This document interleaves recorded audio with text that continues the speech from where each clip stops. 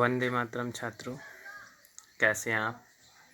ठीक है, मैं आप लोगों के लिए सत्ता की साझेदारी कक्षा 10 नागरिक शास्त्र से पाठ लेकर के आया हूं, जो आपके लिए एक महत्वपूर्ण है। देश के महत्वपूर्ण अच्छे नागरिक बनने के लिए ये पाठ है। समझेंगे, पढ़ेंगे, लिखेंगे और याद भी करेंगे, जो आपके लिए इस देश के अच्छे नागरिक बनने के लिए अनिवार्य है। तो आप अगर हमारे चैनल पर पहली बार आए हैं तो लाइक एवं सब्सक्राइब करिए और शेयर करना ना भूलें। तो अब हम चलते हैं आगे पाठ लेकर के। तो पाठ है छात्रों सत्ता की साझेदारी। अब हम लोग पढ़ेंगे सत्ता की साझेदारी, यानी जो सत्ता की साझेदारी है, इसका तात्पर्य होता है कि ऐसा शासन जिसमें समाज के प्रत्येक समूह, प्रत्येक लोग, व्यक्ति भागीदारी लें, उसी को कहा जाता है सत्ता की साझेदारी।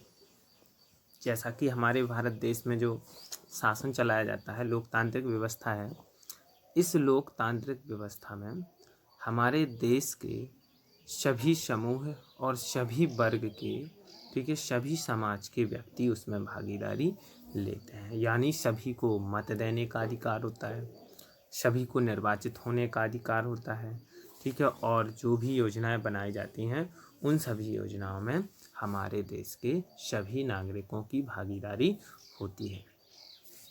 ठीक है छात्रों, तो हम पढ़ेंगे अब सत्ता की साझेदारी को, कि सत्ता की साझेदारी क्या है। तो पढ़ें यहाँ से, सत्ता की साझेदारी ऐसी शासन व्यवस्था होती है यानी जो शासन चलाया जाता है देश का, ठीक है, उस शासन व्यवस्था के लिए कहेंगे कि सत्ता की साझेदारी ऐसी शासन व्यवस्था होती है जिसमें समाज के प्रत्येक समूह है, ठीक है, प्रत्येक समूह, हिंदू हो, मुस्लिम हो, सिख हो, ईसाई हो, ठीक है, समूह और समुदाय की भागीदारी होती है। प्रत्येक समूह की और सभी समुदाय की भागीदारी होती है। सत्ता की साझेदारी ही लोकतंत्र का मूल मंत्र है। मतलब कि जो लोकतंत्र का मूल मंत्र है, ठीक है, यह है सत्ता की साझेदारी से।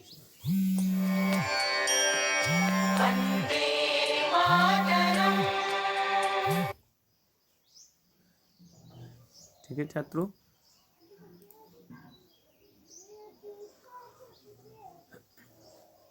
लोकतांत्रिक सरकार में प्रत्येक नागरिक की हिस्सेदारी होती है। जो भी लोकतंत्र सरकारें हैं, इस लोकतंत्र सरकार में, ठीक है, सभी नागरिकों की बराबर हिस्सेदारी होती है। सभी का मत भी एक जैसा माना जाता है, चाहे 18 वर्ष का हो, चाहे 60 वर्ष का हो, ठीक है, चाहे 30 वर्ष का हो, चाहे कोई भी व्यक्ति हो, हिंदू हो, मुस्लिम हो, सिख हो, ईसाई हो, सभी के मत का जो मूल होगा वो बराबर माना जाएगा।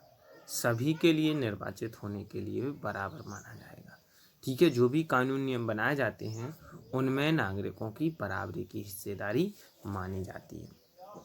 ठीक है, इसीलिए कहा जाता है कि लोकतंत्र में प्रत्येक नागरिक की हिस्सेदारी बराबर होती है, जो भागीदारी के द्वारा संभव हो पाती है।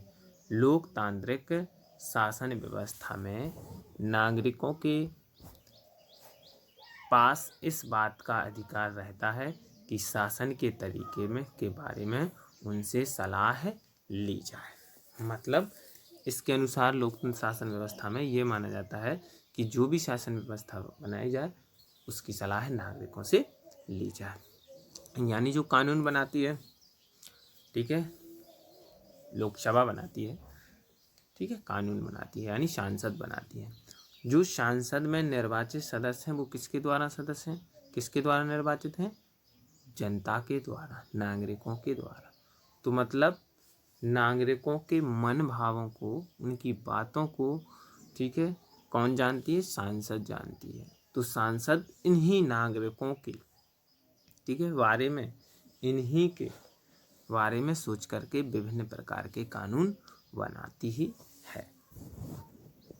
ठीक है, तो ये हुआ क्या, सत्ता की साझेदारी। यानी सत्ता आएगा क्वेश्चन, सत्ता की साझेदारी किसे कहते हैं? तो सत्ता की साझेदारी ऐसी शासन व्यवस्था होती है जिसमें समाज के प्रत्येक समूह और समुदाय की भागीदारी होती है, सत्ता की साझेदारी कहलाती है। इसका जो मूल मंत्र है वो है, ठीक है, लोकतंत्र का जो मूल मंत्र है वो है साझेदारी। अब नेक्स्ट पढ़ेंगे भारत में सत्ता की साझेदारी। यानी जो हमारे भारत में सत्ता की साझेदारी है वो किस प्रकार से, तो वो हम पहले बोल चुके हैं, बता चुके हैं कि हमारे भारत में प्रत्येक नागरिक को जो मूल मत देने का अधिकार है वो प्रत्यक्ष रूप से बिल्कुल सभी को बराबर है। ठीक है, सरकार में जो निर्वाचित चुने जाते हैं वो हमारे देश के नागरिकों के ही द्वारा चुने जाते हैं। तो आगे देखेंगे छात्रों, हमारे देश में लोकतांत्रिक शासन व्यवस्था है। हमारे देश में कैसी शासन व्यवस्था है? लोकतांत्रिक। यानी लोकतांत्रिक किसे कहते हैं? तो लोकतांत्रिक जनता का, जनता के लिए, जनता के द्वारा, जनता का ही शासक है।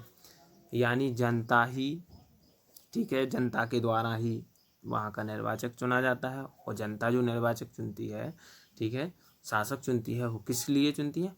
अपने खुद के लिए ही चुनती है। यानी जो शासन चलाया जाता है वो किसके द्वारा? जनता के ही द्वारा, क्योंकि वही चुनेंगे, अपने लिए चुनेंगे और अपना ही शासन चलाने के लिए चुनेंगे।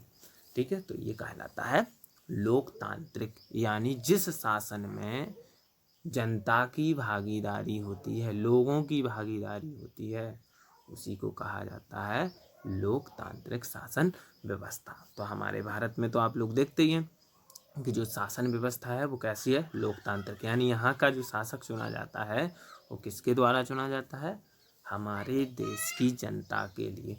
और प्रत्येक 18 वर्ष की आयु पूर्ण करने वाले वयस्क मताधिकारों के द्वारा ही यह शासक चुने जाते हैं। यानी जिस भी व्यक्ति की, चाहे महिला हो चाहे पुरुष हो, अगर 18 वर्ष की आयु पूर्ण हो चुकी है तो वो शासन सत्ता में भागीदारी लेने के लिए, यानी अपना मत देने के योग्य हो चुके हैं। ठीक है, 18 वर्ष की आयु पूर्ण करने वाले जितने भी नागरिक होते हैं उनको कहा जाता है वयस्क मताधिकार। यानी 18 वर्ष आयु के बाद मत देने का अधिकार, तो उनको कहा जाएगा वयस्क मताधिकार, यानी मत देने का अधिकार प्राप्त हो जाता है।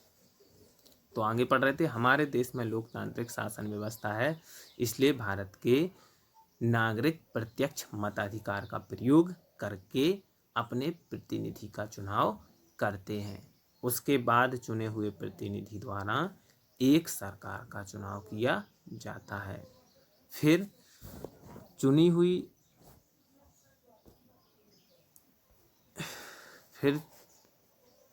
हुई सरकार अपने विभिन्न कर्तव्यों का पालन करती है। यानी नागरिक हैं जो सरकार को चुन देते हैं, फिर सरकार अपने कर्तव्य का पालन करती है। ठीक है, किसका पालन करती है?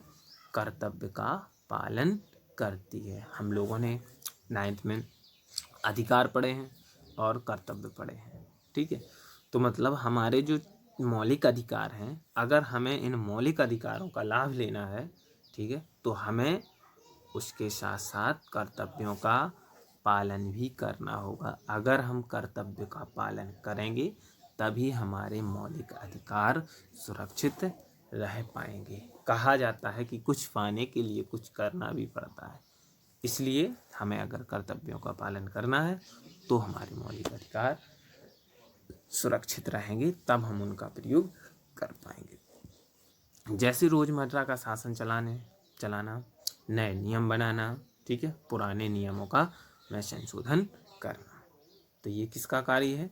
सरकार जब निर्वाचित हो जाती है तो वो अपने कर्तव्यों का पालन करती है। कर्तव्यों का पालन करने के बाद क्या क्या करती है? शासन चलाती है, नए नियम बनाती है, और जो पुराने नियम हो जाते हैं तो उनको संशोधित भी करती है। अब जो नेक्स्ट दिया गया है, नेक्स्ट पढ़ेंगे, लोकतंत्र में जनता ही हर तरह की राजनीतिक शक्तियों का स्रोत होती है। ठीक है, तो लोकतंत्र में हर प्रकार की शक्तियों का स्रोत क्या है? जनता।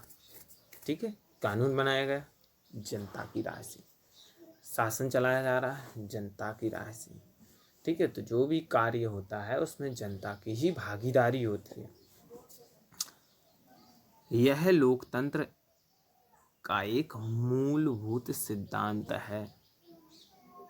लोकतांत्रिक शासन व्यवस्था में लोग स्वराज की संस्थाओं द्वारा अपने आप पर शासन करते हैं। ऐसी व्यवस्था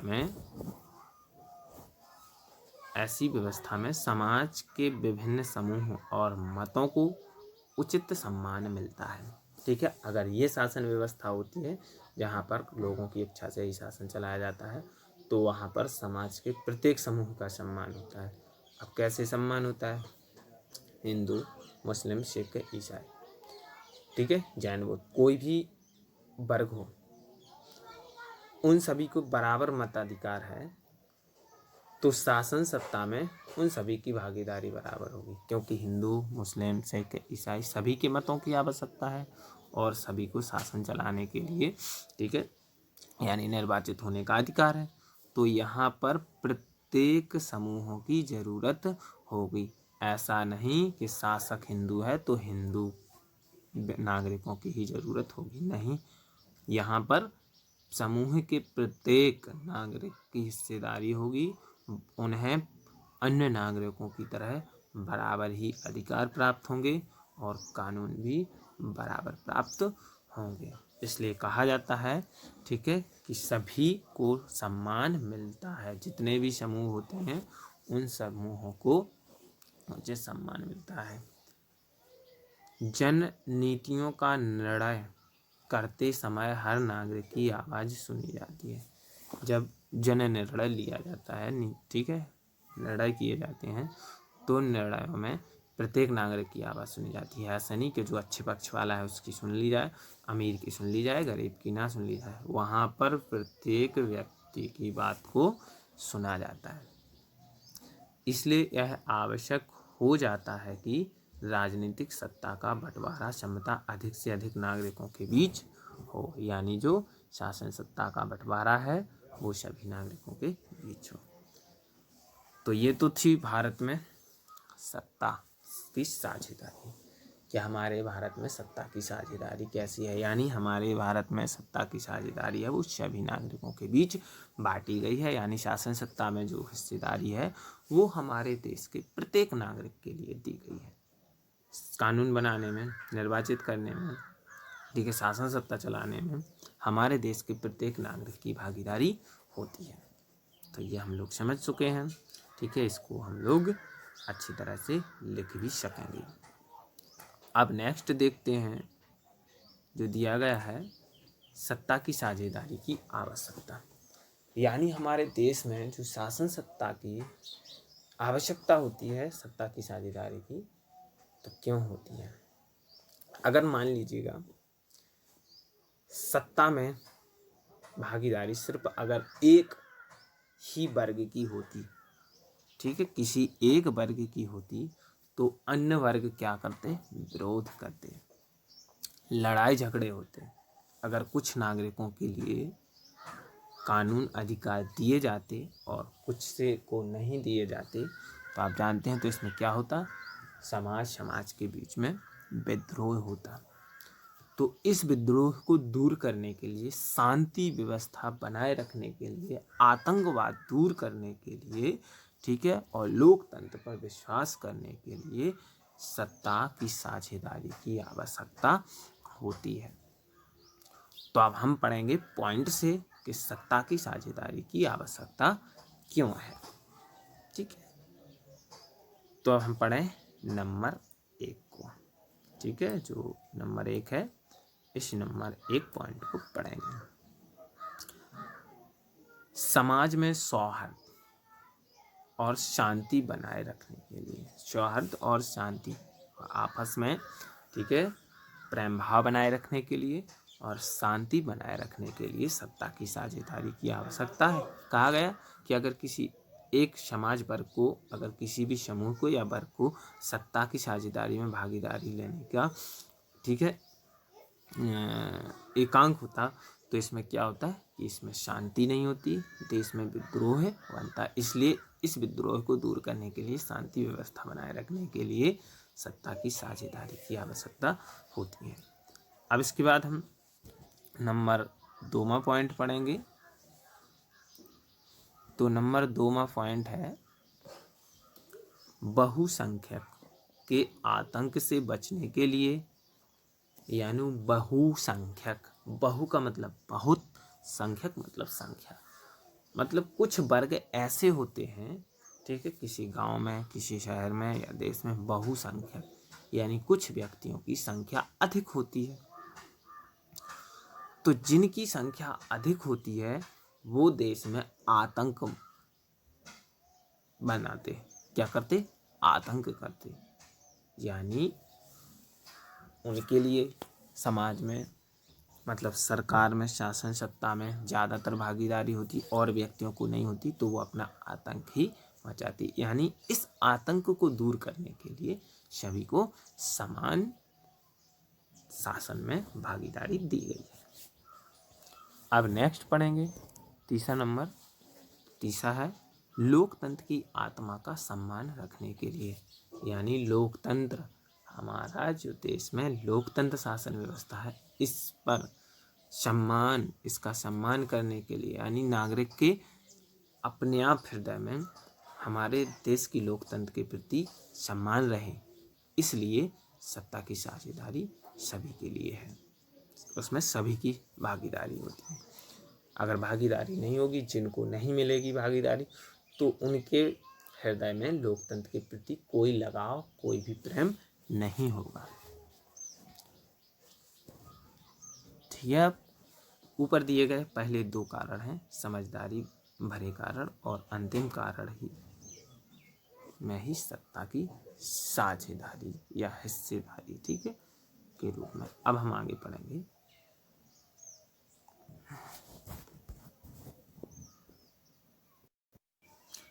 ठीक है, सत्ता की साझेदारी के रूप में पढ़ेंगे। अब हम शासन के विभिन्न अंगों के बीच सत्ता का बंटवारा, यानी हमारा शासन है तो हमारे शासन को कुछ अंगों के बीच बंटवारा किया जाता है। शासन के कुछ 3 अंग हैं, वही केंद्र सरकार के हैं, वही राज्य सरकार के हैं, ठीक है।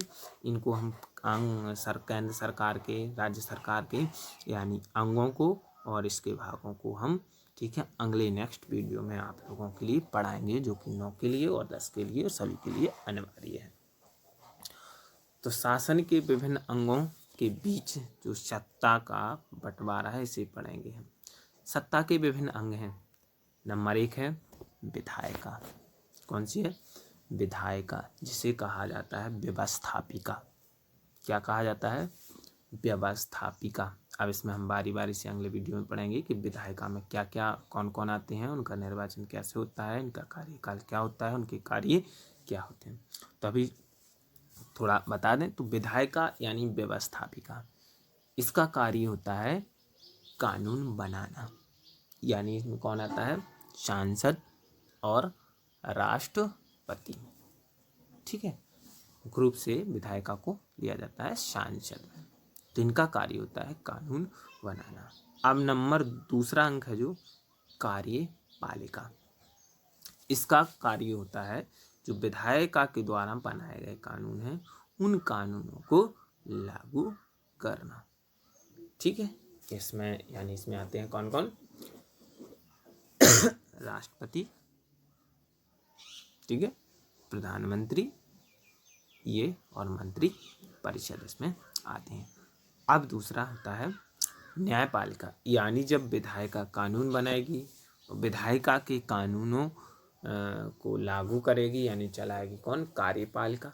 तो अब जो इनके कानून हैं, इनकी रक्षा करने के लिए भी कोई एक प्रहरी की आवश्यकता है। तो इनके कानूनों का प्रहरी है न्यायपालिका, जो कानूनों का पालन करवाती है और कानूनों की सुरक्षा करती है, ठीक है। तो हम सरकार के 3 अंगों को पढ़े, विधायिका यानी इसका दूसरा नाम व्यवस्थापिका, कार्यपालिका और न्यायपालिका, ये 3 अंग हैं सरकार के।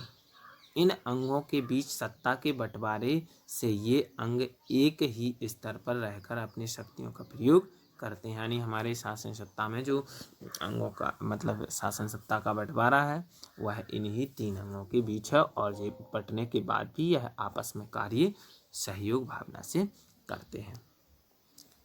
इस तरह के बंटवारे को सत्ता का क्षैतिक बंटवारा कहते हैं। क्या कहते हैं? क्षैतिक बंटवारा कहते हैं।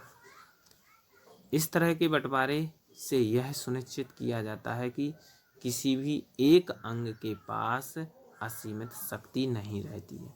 मतलब एक ही अंग के पास असीमित शक्ति नहीं रहती, उनके पास कुछ सीमित शक्तियां हैं, मतलब कुछ ही, ठीक है, उनको शक्तियां दी गई हैं, और इन्हें जो शक्तियां दी गई हैं उन्हें कानून के अंतरिक्ष ही कार्य करना होता है। वो अपनी इच्छा के अनुसार इन शक्तियों का प्रयोग नहीं कर सकते। लोकतंत्र को ध्यान में रखते हुए नागरिकों की भलाई के लिए ही वह अपने अधिकारों का प्रयोग कर सकते हैं।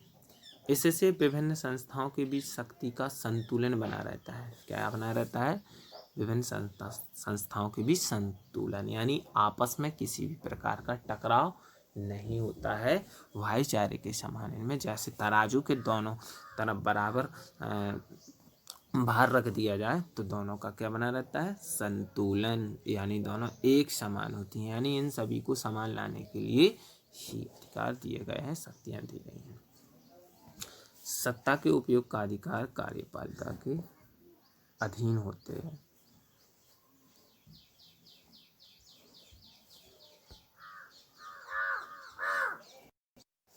अब देखेंगे छात्रों, सांसद के पास कानून बनाने का अधिकार होता है। यानी कानून कौन बनाती है? सांसद।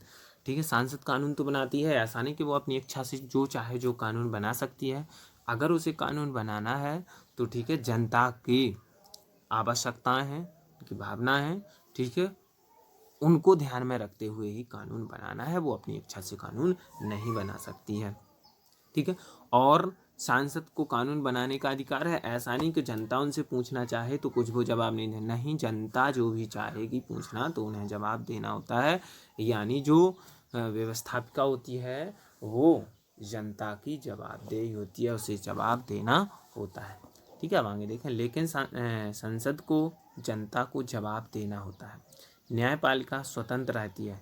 न्यायपालिका यह देखती है कि विधायिका और कार्यपालिका द्वारा सभी नियमों का सही ढंग से पालन हो रहा है। यानी जो हमारे देश की न्यायपालिका है, ठीक है, वो है स्वतंत्र, ठीक है। कोई भी व्यक्ति हो वो सभी व्यक्तियों को ध्यान में रखते हुए कार्य करवाती है।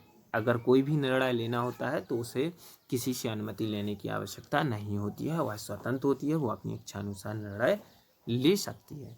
अब हम देखें विभिन्न स्तरों पर सत्ता का बंटवारा, ठीक है। अभी हमने देखा अंग, सरकार के जो अंग हैं उनके बीच, अब विभिन्न स्तरों पर देखेंगे। तो हमारा जो भारत है एक विशाल देश है। इतने बड़े देश में सरकार चलाने के लिए सत्ता की विकेंद्रीकरण की जरूरत होती है, ठीक है छात्रों।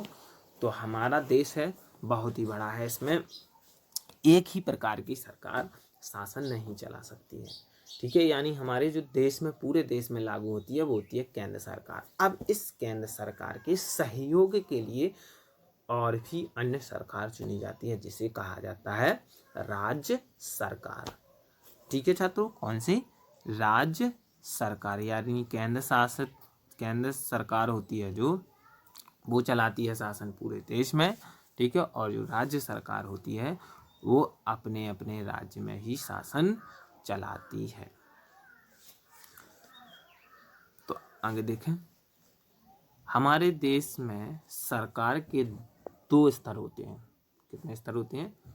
2 स्तर होते हैं, मुख्यतः 2 स्तर होंगे, एक केंद्र सरकार और दूसरी राज्य सरकार। पूरे राष्ट्र की जिम्मेदारी केंद्र सरकार पर होती है। जो पूरे देश की जिम्मेदारी है वो किसके ऊपर होती है? केंद्र सरकार के पर। तथा गणराज्य की विभिन्न इकाइयों की जिम्मेदारी राज्य सरकार है। यानी राज्य दिए गए हैं जो, इन सभी राज्यों में राज्यों की जिम्मेदारी रखने के लिए राज्य सरकारें चुनी जाती हैं। दोनों के अधिकार क्षेत्र में अलग अलग विषय होते हैं, ठीक है। कुछ विषय साझा लिस्ट में रहते हैं, मतलब कि जो इन्हें कानून बनाने के लिए विषय दिए गए हैं, ठीक है, उनके विषय अलग अलग होते हैं। जैसे कहा जाए केंद्र सरकार और राज्य सरकार, इन दोनों सरकारों के लिए, ठीक है, जो विषय सूची दी गई है वो दिए गए हैं 3 है विषय। कानून बनाने के जो विषय हैं वो 3 हैं, ठीक है। एक संघ सूची, एक राज्य सूची, एक समवर्ती सूची। जो संघ यानी केंद्र सरकार को कहा जाता है संघ सरकार भी। तो जो संघ सूची है उस संघ सूची पर कानून बनाती है केंद्र सरकार। कौन बनाती है? केंद्र सरकार। और जो राज्य सूची है, राज्य सूची पर कानून बनाती है राज्य सरकार। और जो समवर्ती सूची है, इस समवर्ती सूची पर दोनों ही कानून बना सकते हैं, केंद्र सरकार और राज्य सरकार। अगर समवर्ती सूची में कानून बनाते समय दोनों सरकारों के बीच अगर किसी भी प्रकार का विद्रोह हो जाता है, ठीक है, तो उसमें मान्य होती है केंद्र सरकार की बात। जो केंद्र सरकार कहती है वही राज्य सरकार को मानना होता है। तो ठीक है, हमारे जो देश में हमारे जो स्तरों के बीच हमारा देश में जो शासन सत्ता बांटी गई है, कितने स्तरों में बांटी गई है? 2। एक केंद्र सरकार, एक राज्य सरकार। केंद्र सरकार पूरे देश पर शासन करती है और जो राज्य सरकार है वो देश के छोटे छोटे भाग जो राज्य होते हैं उन पर ही शासन करती है। और इनको कानून बनाने के लिए, ठीक है, विषय भी अलग अलग दिए गए हैं। जैसे केंद्र सरकार के लिए संघ सूची, राज्य सरकार के लिए राज्य सूची और दोनों के लिए समवर्ती सूची। ठीक है, तो छात्रों इस सूची भी हम आगे पढ़ेंगे। तीनों का अलग अलग इसमें कितने विषय हैं, ठीक है, संघ सूची में कितने हैं, राज्य सूची में कितने हैं और समवर्ती सूची में कितने हैं, ये सभी अलग अलग देखेंगे। अब इसके बाद नेक्स्ट देखेंगे, तो नेक्स्ट है क्या? सामाजिक समूह के बीच सत्ता का बंटवारा। अब सामाजिक समूह के बीच सत्ता का बंटवारा कैसे है? हमारे देश में विविधता भरी पड़ी है, यानी हमारे देश में विभिन्न प्रकार की भाषाएं बोली जाती हैं, ठीक है। बहुत ही भाषा वाले, बहुत ही अधिक सामाजिक वाले, अधिक धार्मिक वाले और विभिन्न प्रकार की जातियों के व्यक्ति रहते हैं। तो इनके बीच भी शासन सत्ता का बंटवारा होना जरूरी माना जाता है। हमारे देश में विविधता भरी पड़ी है। इस देश में अनगिनत सामाजिक भाषाएं हैं, धार्मिक हैं और जातीय समूह हैं। इन विविध समूहों के बीच सत्ता का बंटवारा जरूरी हो जाता है। इस प्रकार के बंटवारे का एक उदाहरण है, तो देखें क्या उदाहरण है। समाज के पिछड़े वर्ग के लोगों को मिलने वाला आरक्षण। इस प्रकार के आरक्षण से पिछड़े वर्ग का सरकार में सही प्रतिनिधित्व सुनिश्चित किया जाता है। ठीक है छात्रों, तो दिया गया है सामाजिक समूहों के बीच बंटवारा, यानी हमारे देश में जो शासन सत्ता का बंटवारा है वो विभिन्न प्रकार के भाषा, धार्मिक, जातीय समूह के लोग हमारे देश में रहते हैं, इसलिए इन सभी के लिए शासन सत्ता का बंटवारा होना अनिवार्य है और इनके बीच बांटा भी गया है। अब देखें नेक्स्ट है राजनीतिक पार्टियों के बीच सत्ता का बंटवारा, यानी हमारे देश में जो शासन सत्ता का बंटवारा है वो विभिन्न प्रकार की पार्टियों के बीच है, यानी सभी पार्टियों के लिए हमारे देश में शासन सत्ता में भागीदारी लेना के लिए अधिकार दिया गया है। देखें सबसे बड़ी राजनीतिक पार्टी या सबसे बड़े राजनीतिक गठबंधन को सरकार बनाने का मौका मिलता है। इसके बाद जो पार्टियां बच जाती हैं उनसे विपक्ष बनता है।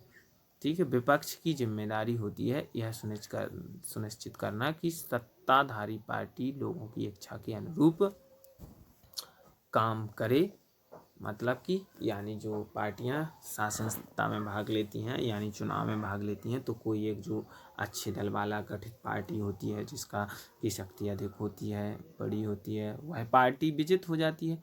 बाकी जो पार्टी होती हैं हार जाती हैं, तो वो पार्टी क्या कहलाती हैं? उस शासन सत्ता वाली पार्टी की विपक्ष पार्टी कहलाती है। तो देखिए, हारते हुए भी वह पार्टी अपनी भागीदारी निभाती है, यानी जो शासन सत्ता में पार्टी होती है वह सही जिम्मेदारी से सही ढंग से कार्य कर रही है या नहीं कर रही है। ठीक है, इसको देखने के लिए विपक्ष पार्टी रहती है। इसके अलावा कई तरह की कमेटियां बनती हैं जिनके अध्यक्ष और सदस्य अलग अलग पार्टियों में होते हैं। अब है दबाव समूहों के बीच सत्ता का बंटवारा। एसोचैम, छात्र संगठन, मजदूर यूनियन आदि विभिन्न प्रकार के दबाव समूह हैं। इन संगठनों के प्रतिनिधि कई नीति निर्धारकों का हिस्सा बनते हैं और इससे इन दबाव समूहों को सत्ता में साझेदारी मिलती है। ठीक है छात्रों, तो हमारे चैनल को लाइक एवं सब्सक्राइब कर दीजिएगा। मैंने धीरे धीरे आप लोगों को पाठ को पढ़ाया है। ठीक है, कि हमारे देश में शासन सत्ता का बंटवारा किन किन के बीच में है। ठीक है, तो इन सभी को मैंने बारी बारी से पढ़ा है। ठीक है, पहले हमने सत्ता की साझेदारी को भी पढ़ा है, फिर भारत में सत्ता की साझेदारी ठीक है किस प्रकार है इसे भी पढ़ा है, फिर नेक्स्ट सत्ता की साझेदारी की आवश्यकता भी पड़ी है, ये किस लिए है। ठीक है, शांति बनाने रखने के लिए, स्वार्थ बनाए रखने के लिए, आतंकवाद दूर करने के लिए और लोकतंत्र की आत्मा को सम्मान देने के लिए। ठीक है, उसका सम्मान बनाए रखने के लिए इसके लिए आवश्यक है। फिर हमने शासन के विभिन्न अंगों के बीच भी बंटवारा ठीक है पढ़ा है कि हमारे देश में जो शासन सत्ता है कितने अंगों के बीच बटी है? 3, व्यवस्थापिका यानी विधायिका, कार्यपालिका और न्यायपालिका, और इनके कार्य भी बताते गए हैं। फिर इसके बाद हमने विभिन्न स्तरों के बीच यानी सरकार के कितने स्तर हैं? 2, केंद्र सरकार और राज्य सरकार, और इनके विषय भी इसमें हमने पढ़े हैं, किस विषय पर कौन कानून बनता है। फिर इसके बाद सामाजिक समूहों के बीच भी बंटवारा। ठीक है, तो हमारे देश में बहुत से सामाजिक समूह हैं, भाषा अनेक भाषा बोलने वाले, ठीक है, अनेक धर्म वाले, अनेक जाति वाले, तो इनके लिए भी सभी को समान सम्मान दिया गया है। फिर हमने राजनीतिक पार्टियां भी पढ़ी हैं कि हमारे देश में जो राजनीतिक पार्टियां हैं सभी के लिए सरकार बनाने का अधिकार है, मतलब जिसका भी पक्ष मजबूत होता है वही सरकार अपनी बना लेती है, और जो पार्टियां अजेय होती हैं यानी जो विजित नहीं होती हैं वह उनकी ठीक है विपक्ष पार्टियां कहलाती हैं। वो भी अपने ठीक तरीके से कार्य करती हैं यानी उनका विपक्ष करती हैं, वो अच्छे से कार्य कर रही हैं, विजित पार्टियां नहीं कर रही हैं, ये देख रेख करती है। फिर हमने दबाव समूहों के बीच भी बंटवारा पढ़ा है कि विभिन्न प्रकार के समूह हैं जो अपने समूह बना करके कार्य करते हैं। एसोचैम, छात्र संगठन और मजदूर यूनियन, ये भी विभिन्न प्रकार के दबाव समूह हैं जो समूह बना करके कार्य करते हैं। तो छात्रों, हमारे चैनल को प्लीज़ लाइक एवं सब्सक्राइब कर दीजिएगा ताकि जो भी वीडियो बनाए आप तक जल्दी से जल्दी पहुंच सकें।